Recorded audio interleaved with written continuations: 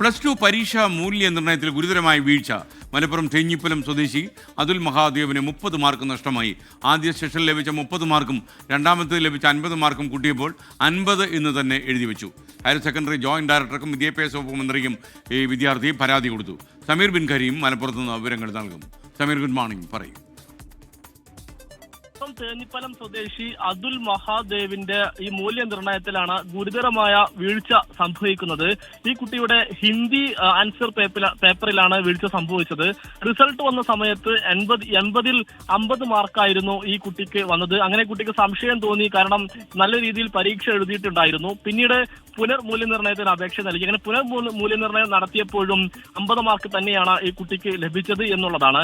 അതിന് പിന്നാലെ സംശയം തോന്നി അപേക്ഷ നൽകി ഉത്തരക്കടലാസ് എടുത്ത് പരിശോധിച്ചപ്പോഴാണ് ഈ കുട്ടിക്ക് ആദ്യ ഭാഗത്ത് 50 മാർക്കും രണ്ടാമത്തെ ഭാഗത്ത് 30 മാർക്കും ലഭിച്ചത്. അങ്ങനെ 80ൽ 80 മാർക്കും ഈ കുട്ടിക്ക് ലഭിച്ചതായി കണ്ടെത്തിയത്. ഇതോടുകൂടിയാണ് ഈ മൂല്യനിർണ്ണയത്തിലെ ഗുരുതരമായ വീഴ്ച ഈ വിദ്യാർത്ഥിക്ക് മനസ്സിലാകുന്ന ഒരു ഘട്ടമുണ്ടായത്. അതിന് പിന്നാലെ HSC ജോയിന്റ് ഡയറക്ടർക്കും വിദ്യാഭ്യാസ മന്ത്രിക്കും ഈ വിദ്യാർത്ഥി പരാതി നൽകിയിരിക്കുകയാണ്.